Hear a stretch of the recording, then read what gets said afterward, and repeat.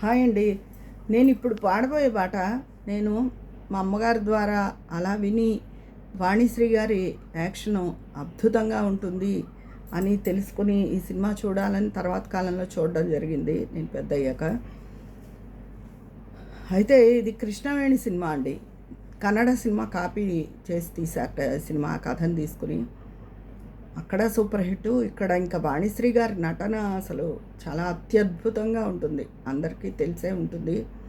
తెలియని వాళ్ళు తప్పకుండా వేసుకుని టీవీలో చూడండి. Krishnaveni cinema colourful cinema. Krishnaraju గారు, వాణిశ్రీ గారు చాలా బాగా వచ్చేస్తుందండి సినిమా. అందులో నాకు నచ్చిన ఒక పాట సుశీల గారు పాడిన పాట పాడుతున్నాను. 14 వనవాసమేగి మరలి వచ్చెను సీత,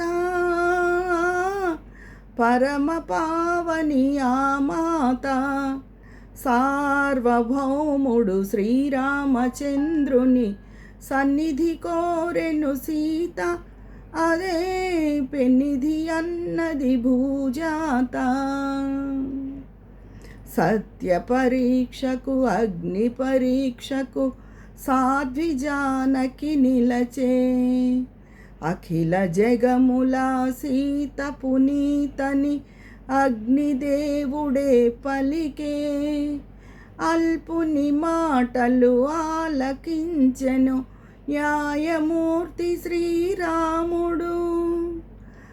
ఆమె కలుషితని అడవికి పంపెను, రాముని నిందతో సీత మనసున రగిలే ఆరని శోకం.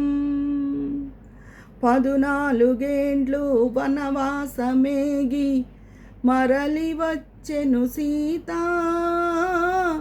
పరమ పావని ఆ మాత, పూర్ణ గర్భిణికి పుణ్యరూపిణికి ఆశ్రయమొసగెను వాల్మీకి.